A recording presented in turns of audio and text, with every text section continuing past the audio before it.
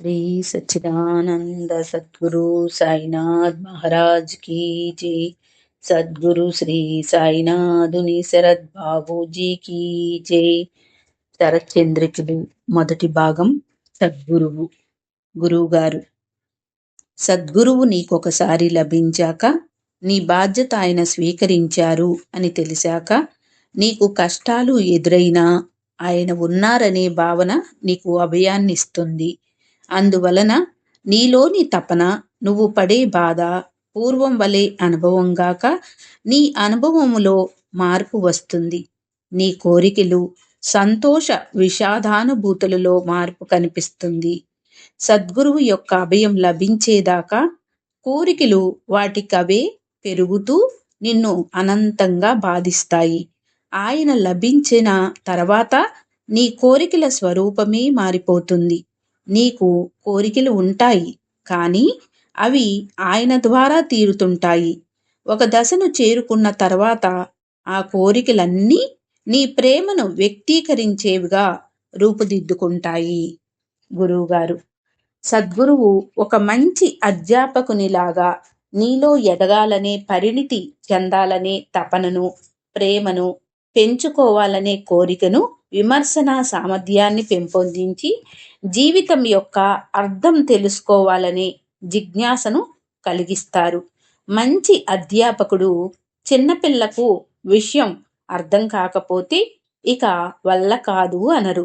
తాను ఓ చిన్నపిల్ల. ఒకవేళ ఆ పాప తాను పెద్దదాన్నై అయినానని భావిస్తే ఇంకా అధ్యాపకుని ఉపయోగం ఏమిటి? ఆ చిన్నపిల్లకు గల పరిమితులను దృష్టిలో ఉంచుకొని బోధించడానికే అధ్యాపకుడు ఉండేది. ఆయన ఇక ఆమె వల్ల కాదు అనరు. ఆయన చాలా ఒరిమి కలవారు. ఏ సద్గురువు ఐహిక ప్రపంచం పట్ల విరక్తి కలిగి ఉండమనరు.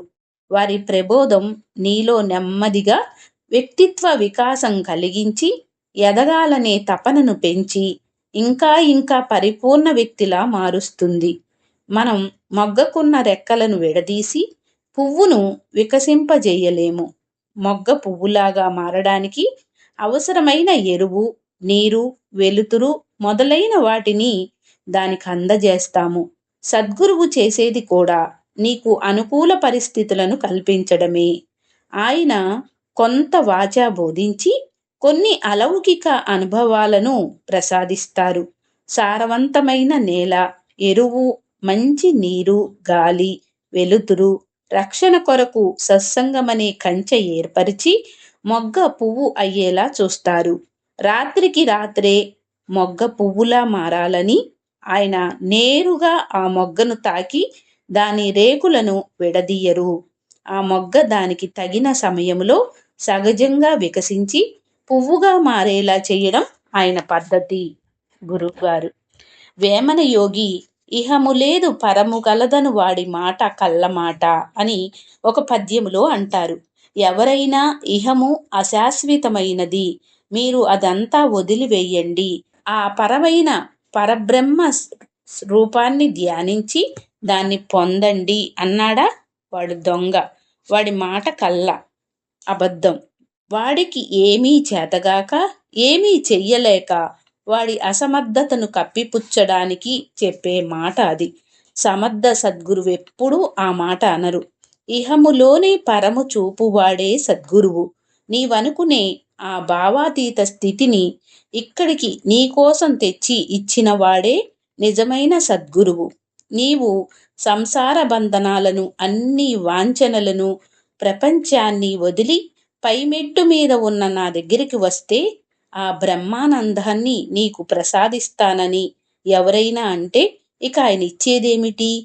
ఈ ఐహిక ప్రపంచములో ఉన్న మనం సాంసారిక బంధనాలను త్యజించి నిచ్చెన ఎక్కి పైకి వెళ్ళలేము.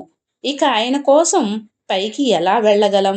ఆయనే మన చెంతకు స్కందాశ్రమం నుండి గిరిపాదం వద్దకు, ఈ జగత్తులో మనం ఎక్కడ ఉంటే అక్కడకు దిగివచ్చి ఆ స్థితిని మనకు ప్రసాదించాలి. మన వాంఛలన్నీ నిర్మూలనం చేసుకొని ఆయనంత ఎత్తుకు చేరుకోగలిగితే ఇక ఆయన అవసరమేముంది? మన కృషిని గురించి మనం జపధ్యానాదులు చేస్తున్న తీరు గురించి మరో దాన్ని గురించి పట్టించుకోక మన దగ్గరకు దిగి వచ్చి ఇక్కడే మనల్ని బంధ విముక్తుల్ని చేసేవాడే నిజమైన సద్గురువు. ఏ షరతులకు లోబడని ఆయన కృప మన మీద వర్షిస్తూ ఉంటుంది. తండ్రి తన బిడ్డను ఎలా ప్రేమిస్తాడో అలాగే సద్గురువు ఆయనకు మనకు ఉన్న సంబంధాన్ని అనుసరించి మనల్ని ప్రేమిస్తాడు. ఏ తండ్రైనా తన బిడ్డను ప్రేమించే ముందు ఆ బిడ్డ అర్హతలను చూస్తాడా? అయినా బిడ్డకు కావలసిన అర్హతలేమిటి? ఆ తండ్రికి పుట్టడమే, ఆ రుణానుబంధమే అర్హత. ఆ బిడ్డ మంచివాడా చెడ్డవాడా అని చూడరు, ప్రేమిస్తాడంతే. అలాగే సద్గురువు మనల్ని ప్రేమిస్తారు. మనమందరము ఆయన బిడ్డలం. ఏ విషయంలోనైనా వరుస క్రమములో ముందు ఉన్న వారికే ఎంచుకునే హక్కు ఉంటుంది. ఈ తండ్రికి పుట్టాలని నేను ఇతన్ని ఎన్నుకున్నానని ఎవరైనా అంటారా? లేదు. అది మన ఎంపిక కాదు, అది బాబా సంకల్పం. అందుకే బాబా నిర్విఘ్నంగా నా భక్తులను నేనే ఎన్నుకుంటాను అన్నారు. సద్గురువు తన భక్తులను తామే ఎన్నుకుంటారు. భారతీయ సాంప్రదాయంలో శిష్యుడు గురువు వద్దకు వెళ్ళి తనను స్వీకరించవలసిందిగా ప్రార్థించి వారి అనుమతికై పరితపిస్తుంటాడు. గురువును గుర్తించగలగడం మాటల కందని ఒక ఆకర్షణ, అనుబంధం, ఇష్టం. అది మనసుకు మాత్రమే తెలుస్తుంది. అప్పుడు నీకు గురువుతో అనుబంధం ఏర్పడకముందే ఆయన నిన్ను ఎన్నుకున్నారని, గురువు ఎన్నుకున్న తర్వాతే నీవాయనను వెతికి కనుగొన్నావని అర్థమవుతుంది. గురువుగారు: బాబా ఎవరు? బాబా అంటే ఏమిటి? ఆయనను మనం ఎలా అర్థం చేసుకోగలం అనేది ప్రశ్న. ఆయన కంటికి రెప్పలా సదా మనల్ని రక్షిస్తుంటారు.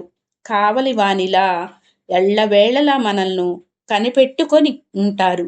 మనం ఎప్పుడు మన వ్యక్తిత్వ పరిమితుల నుండి బయటపడి ఆయన ఇవ్వదలుచుకున్న దానిని ఎప్పుడు అడుగుతామా అని ఎంతో ఆతృతతో ఎదురు చూస్తూ ఉంటారు. ఎప్పుడెప్పుడు వీళ్ళు నన్ను అడుగుతారా ఆయన ఇవ్వదలుచుకున్నది అని ఆశతో నిరంతరం నిరీక్షిస్తుంటారు ఆయన. అది సాయిబాబా అంటే. అంతులేని సహనశీలి. ఆయన మనలను సబూరి అడుగుతారు. మనం ఇవ్వం కనుక ఆయనే మన పట్ల ఓర్పుతో ఉంటారు. అది సబూరి అంటే. మనం ఇవ్వలేనప్పుడు ఆయనైనా ఇవ్వాలి కదా మరి. గురువుగారు నవ్వుతూ: ఆయన సబూరి ఇచ్చి రండి, కనీసం ఒక్క వాసననైనా వదిలిపెట్టండి అని మరలా పుచ్చుకుంటారు. ఆయన ఎంతో సహనం, పట్టుదల కలవారు. మనం ఏం చేసినా సహనం, పట్టుదలతో వేచి చూస్తూ ఉంటారు. అనుకున్నది సాధిస్తారు ఆయన. అదే సాయిబాబా. గురువుగారు: ఎవరైనా నా దగ్గరికి రుణానుబంధం వలనే వస్తారు అన్నారు బాబా. మనందరికీ మధ్య గల రుణానుబంధాన్ని అనుసరించి నేను మిమ్మల్ని బాబా నాకు ఇచ్చిన ప్రసాదంగా భావిస్తాను, అంతేగాని మరేదీ కాదు. మీరు పవిత్రంగా చూస్తారో లేదో అది వేరే విషయం గాని నాకు మాత్రం మీరంతా బాబా ఇచ్చిన పవిత్రమైన ప్రసాదం. మిమ్మల్ని బాబా ప్రసాదంగా స్వీకరిస్తాను. బాబా అందరికీ హితమే చేకూర్చుతారు, మీకు మంచి చేస్తారు. అప్పుడు మీరు, మీతో పాటు నేను అందరం సంతోషిస్తాము. శ్రీ సచ్చిదానంద సద్గురు సాయినాథ్ మహారాజ్ కీ జై. సద్గురు శ్రీ సాయినాథుని శరత్ బాబూజీ కీ జై.